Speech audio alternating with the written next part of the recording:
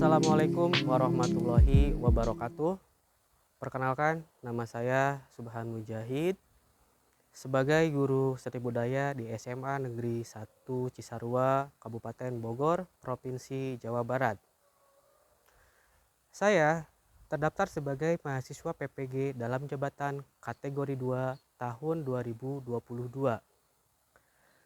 di LPTK Universitas Negeri Malang. NIM saya 223134912912924. Hari ini Selasa 13 Desember tahun 2022, saya akan melaksanakan ujian kinerja di SMA Negeri 1 Cisarua, Kabupaten Bogor.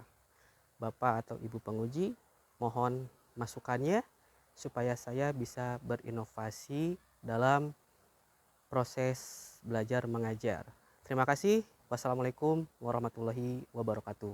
Assalamualaikum warahmatullahi wabarakatuh. Waalaikumsalam warahmatullahi wabarakatuh. Oke, selamat pagi anak-anakku. Pagi, Bapak. Oke, bagaimana kabar kalian semua? Sehat? Alhamdulillah sehat. Alhamdulillah ya. Baik, sebelum mengawali pembelajaran kita di pagi hari ini, ketua kelasnya silahkan pimpin untuk berdoa terlebih dahulu. Sebelum belajar, alangkah baiknya berdoa. Berdoa dalam hati, mulai. Berdoa selesai. Oke, Bapak akan mengabsen dulu ya. Jadi mengecek dulu kehadirannya. Nah, sementara yang belum Bapak panggil, jangan ribut. Baik, Pak. Ya. Iya, Pak.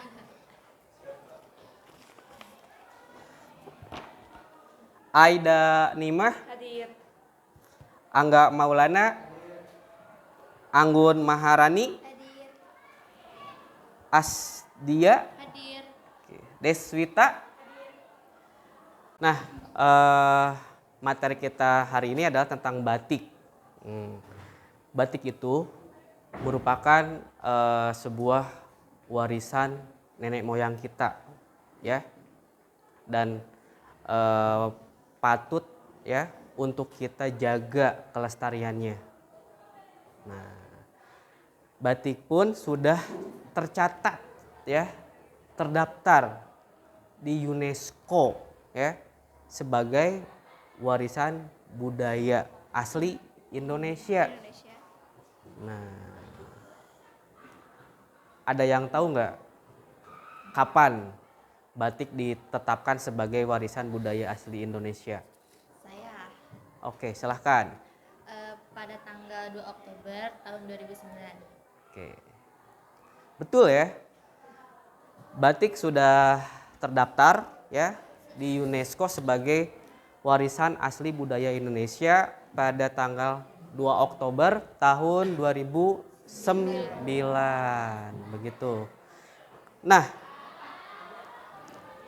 kira-kira di kelas ini ada yang pernah membuat sebuah karya batik sebelumnya? Saya, Pak. Saya pernah membuat karya batik tulis saat saya kelas 8 SMP di wisata Gunung Mas. Saya mencoba batik tulis dan memang ada kesulitan di situ. Kesulitannya adalah mengoperasikan canting karena dalam mengikuti pola itu terkadang lilinnya bocor atau tidak keluar. Ternyata ada ya di kelas ini yang pernah membuat sebuah karya batik tulis. Nah, dan tadi sudah curhat ya tentang kesulitan membatik. Nah, terkadang si cantingnya itu bocor ya, sehingga lilinnya itu akan tumpah meluber ke area yang tidak diinginkan ya. Seperti itu. Nah, potensi dasar pembelajaran kita hari ini adalah mengevaluasi konsep, unsur, teknik, prinsip berkarya seni rupa ya. Nah, untuk indikatornya adalah menganalisis ya, menganalisis konsep, kemudian unsur, prinsip ya, teknik daerah batik setempat. Nah, kemudian selain menganalisis ya, kalian pun akan mengkategorikan ya, mengkategorikan motif batik daerah setempat gitu ya, berdasarkan unsur, teknik dan prinsip. Nah, gitu ya. Nah, tujuan pembelajarannya, jadi Bapak harapkan setelah kalian mengikuti pembelajaran ini ya, kalian dapat mengkategorikan dan menganalisis ya. Menganalisis teknik, bahan, unsur ya, dan prinsip dalam berkarya batik seperti itu. Nah, ini materi pembelajaran kita ya, adalah mengenal motif batik daerah setempat berdasarkan konsep, unsur, bahan, dan teknik. Betul. Metode pembelajarannya kita menggunakan metode ceramah ya, tanya jawab, eksplorasi, diskusi kelompok ya. Nah, untuk model pembelajarannya Bapak akan menggunakan model pembelajaran problem based learning. Oke, sebelum kita masuk materi ya, Bapak ada pretest dulu ya. Dan kalian nanti mengerjakan soal di Quizizz. Nah, ini kodenya, silahkan kalian masuk dan kerjakan soal yang ada di Quizizz tersebut.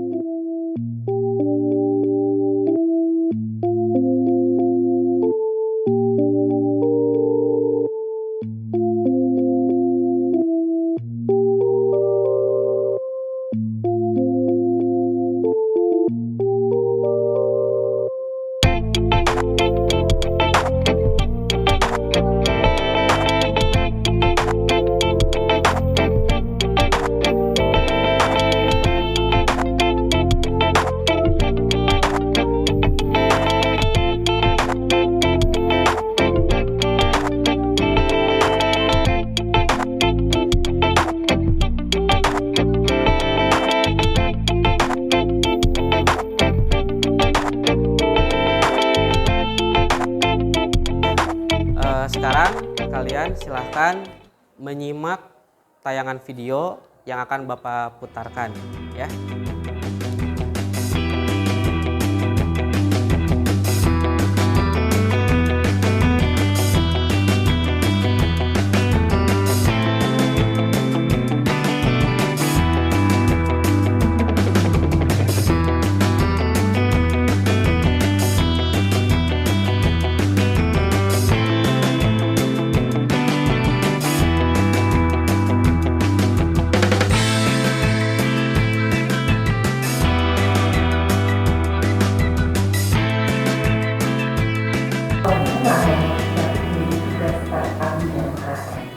Beberapa motif batik sudah dibuat menjadi pakaian khusus yang hanya boleh dikenakan oleh orang-orang yang terkait kerajaan. Batik adalah gabungan dari dua kata dalam bahasa Jawa, yakni ambar yang dan tulis. Membatik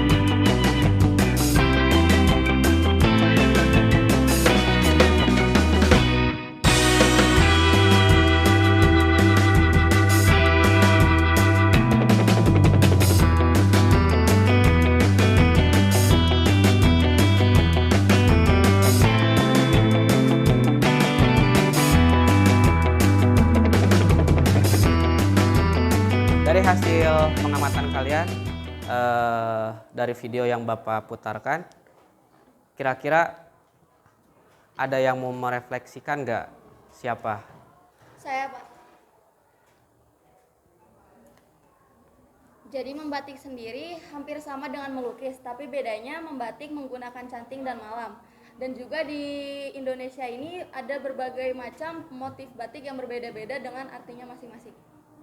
Nah, betul ya. Jadi membatik itu hampir sama seperti melukis, cuman yang membedakannya membuat gambarnya itu dengan cara dicanting ya untuk membatik. Nah, kemudian motif batik yang ada di Indonesia ini banyak ya, ribuan motif ya, ribuan motif begitu. Nah, dan juga tadi seperti yang sudah Bapak sampaikan di awal ya, batik ini merupakan warisan asli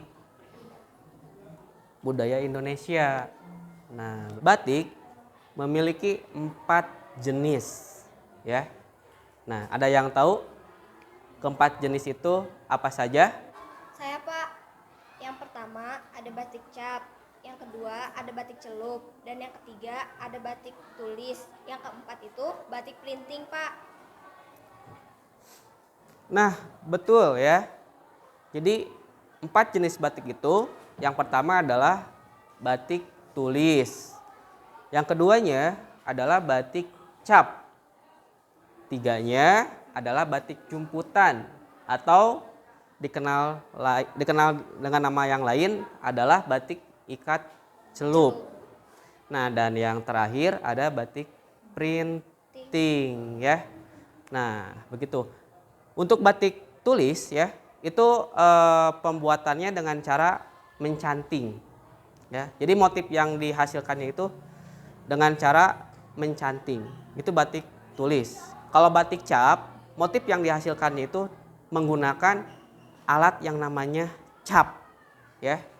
Nah, kalau batik jumputan, nah motif yang dihasilkannya itu dari hasil mengikat kain yang dicelupkan ke dalam pewarna tekstil.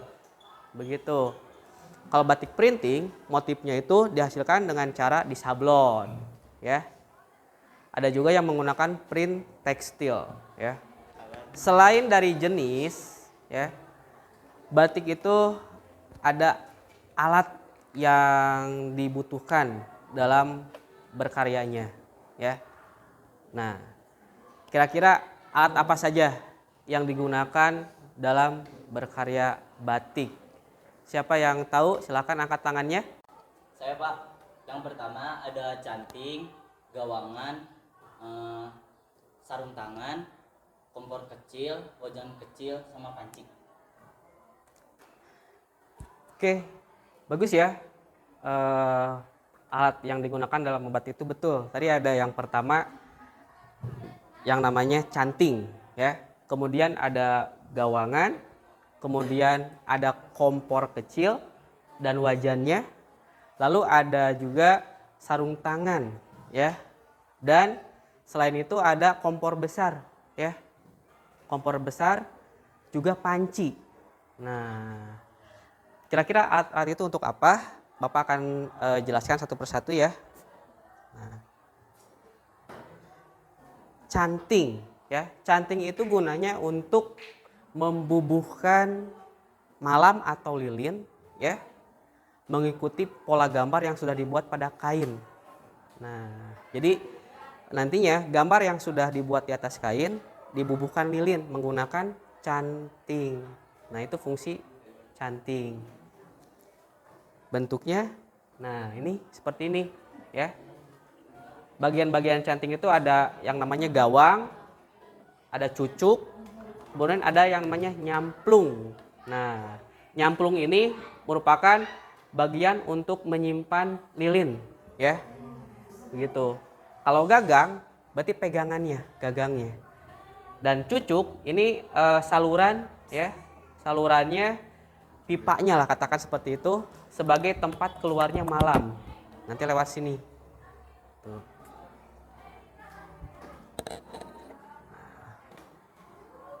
Kemudian ada kompor dan wajan kecil. Nah, ini ya. Ini fungsinya untuk mencairkan lilin atau malam.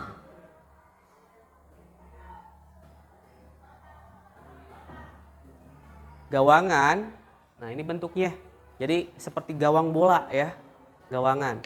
Dan ini fungsinya sebagai tempat untuk membentangkan kain ya. Jadi nanti kain dibentangkan ya di atas sini.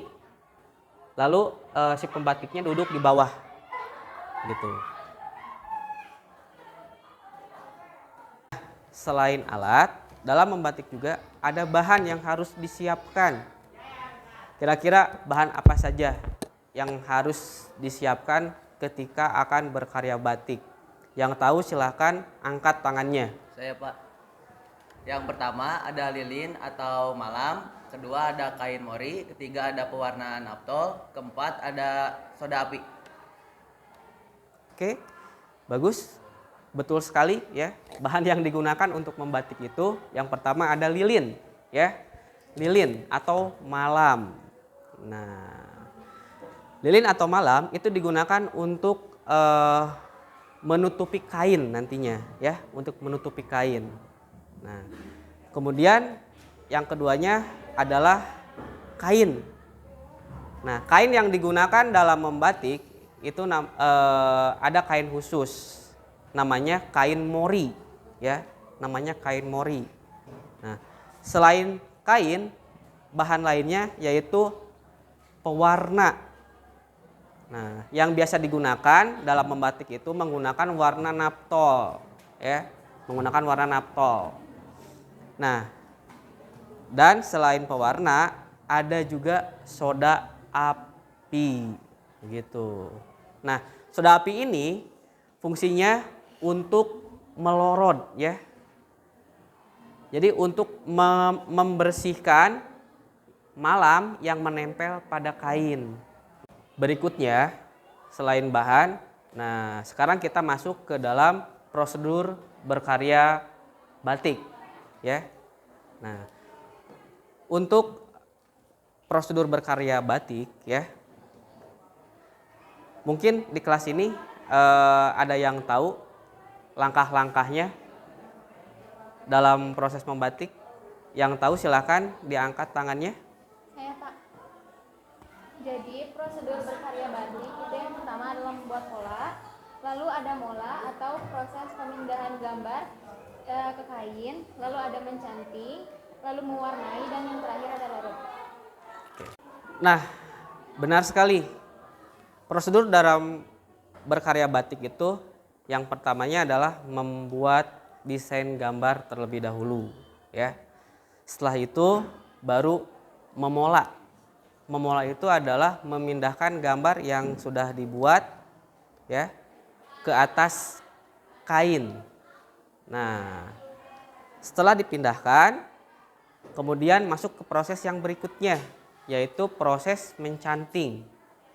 Nah, proses mencanting itu adalah proses membubuhkan malam atau lilin mengikuti pola gambar yang sudah dibuat. Nah, setelah selesai mencanting, masuk ke dalam proses pewarnaan, ya. Nah, setelah proses pewarnaan, nah yang terakhir adalah proses pelorodan. Proses pelorodan itu proses membersihkan malam yang menempel pada kain. Untuk memperjelasnya, Bapak sudah menyiapkan video prosedur berkarya batik. Nah, silakan kalian simak baik-baik tayangan video yang Bapak tayangkan.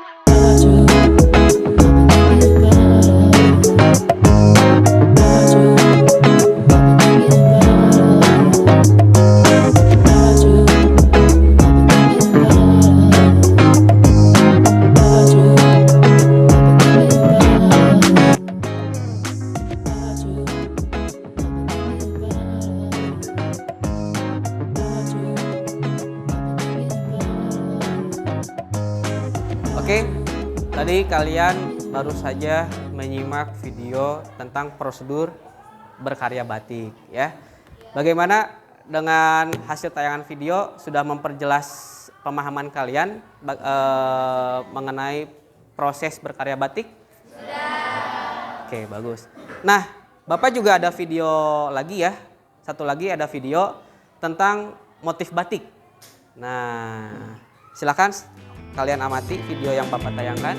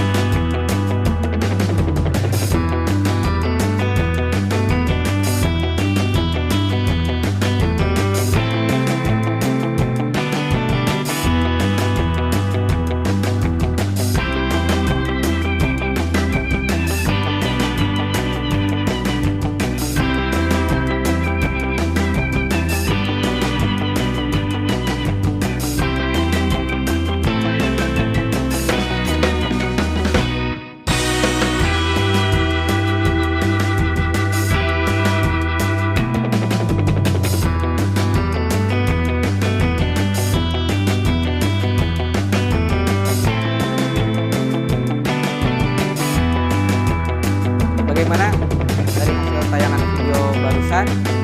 Apa kira-kira yang dapat kalian tangkap? Silahkan yang mau menyimpulkan, boleh angkat tangannya. Saya Pak. Jadi yang saya dapat simpulkan adalah motif batik itu memiliki setiap daerah atau provinsinya itu memiliki motif khasnya masing-masing. Contohnya itu ada dari Cirebon, yaitu memiliki batik Megamendung.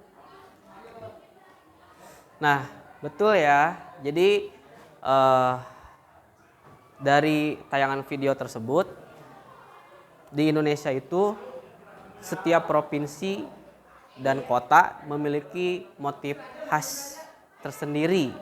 Nah, dan salah satunya ada motif Megamendung yang berasal dari Cirebon, begitu ya. Kira-kira di Bogor ada nggak motif batik khasnya? Nah, sekarang Bapak akan memberikan lembar kerja. Nah, kalian mencari motif batik khas Bogor ya. Nah, dan formatnya nanti akan Bapak bagikan ya. Nah, seperti itu. Bapak sudah membagikan lembar kerjanya. Nah, sekarang silahkan kalian diskusikan dengan kelompoknya dan setelah itu dipresentasikan.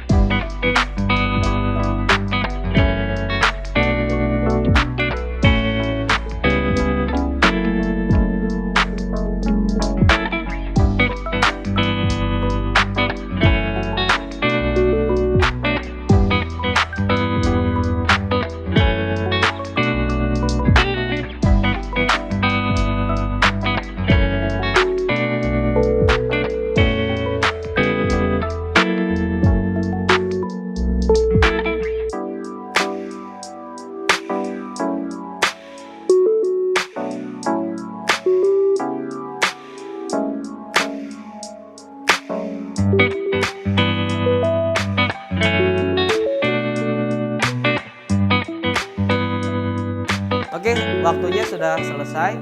persilahkan setiap kelompok untuk mempresentasikan hasil diskusinya.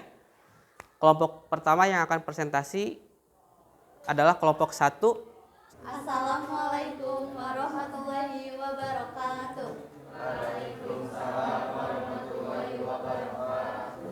Kami dari kelompok 1 di sini akan menyampaikan atau mempresentasikan hasil lembar kerja diskusi kelompok kami. Yang pertama, ada motif batik. Unsur-unsurnya ada warna, ada unsur bentuk, yaitu unsur garis.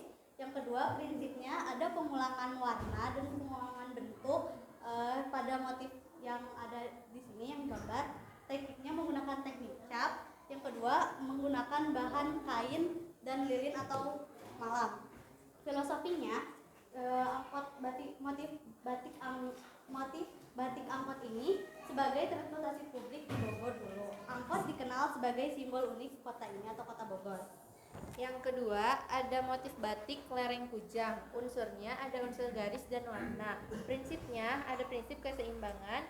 Tekniknya adalah teknik cap. Bahannya yang digunakan adalah kain dan lilin atau malam. Filosofinya kujang melambangkan kekuatan masyarakat Bogor. Sekian presentasi dari kelompok kami. Kurang lebihnya mohon dimaafkan. Wassalamualaikum warahmatullahi wabarakatuh. Oke, untuk berikutnya silakan kelompok 2 mempresentasikan hasil diskusinya. Assalamualaikum warahmatullahi wabarakatuh. Kami dari kelompok 2 akan mempresentasikan hasil dari diskusi kelompok kami. Yang pertama ada batik tunggul kawung. Prinsipnya terdapat pengulangan warna merah, biru, hijau, coklat, dan putih serta pengulangan bentuk bunga. Teknik yang digunakan berupa teknik cap dan bahan yang digunakan berupa kain dan malam. Filosofi dari tunggul kawung ini adalah sisa batang pohon aren yang sulit dipindahkan. Maka batik Bogor bermotif tunggul kawung bermakna kota kecil namun kuat. Yang kedua ada motif batik yang bernama Bogor Pisan.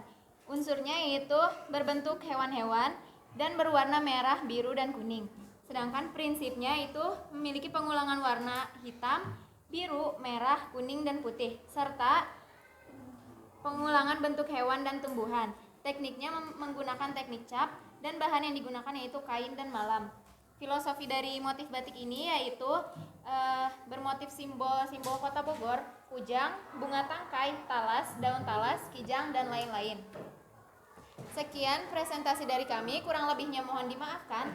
Wassalamualaikum warahmatullahi wabarakatuh. Waalaikumsalam warahmatullahi wabarakatuh. Oke ya, ternyata motif batik Bogor banyak ya.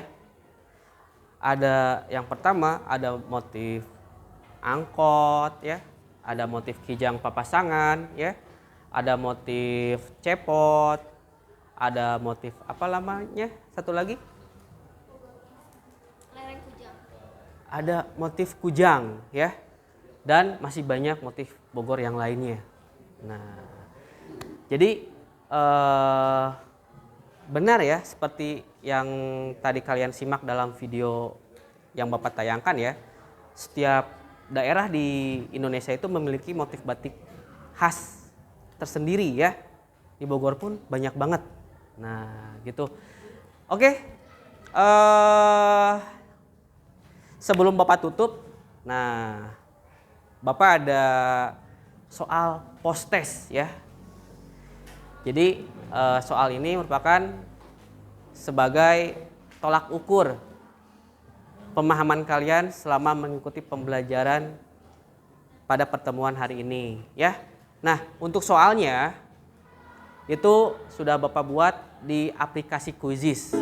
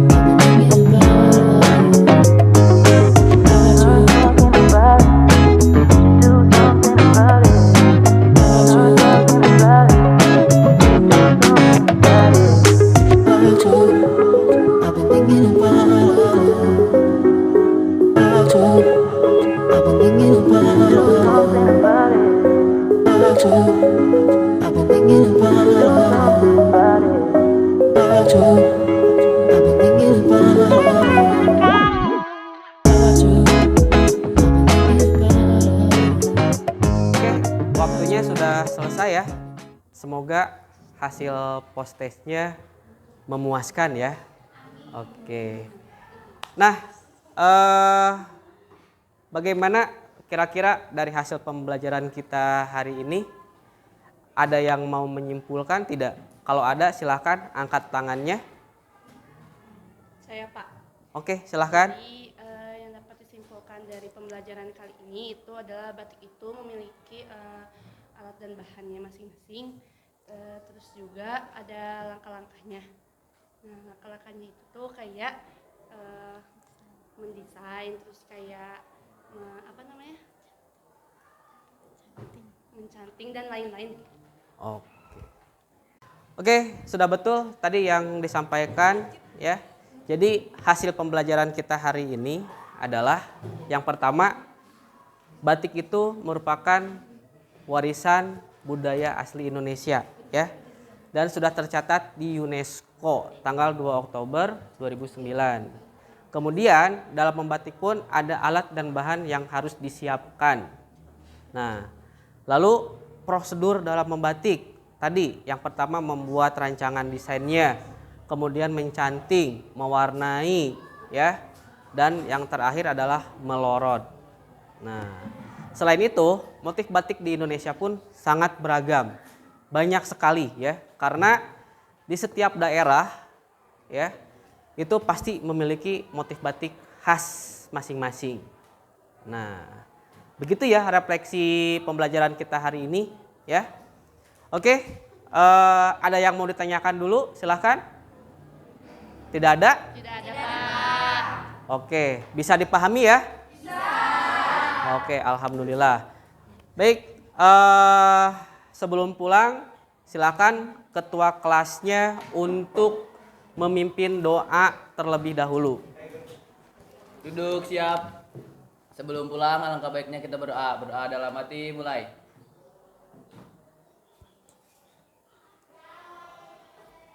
Selesai. Ucapkan salam.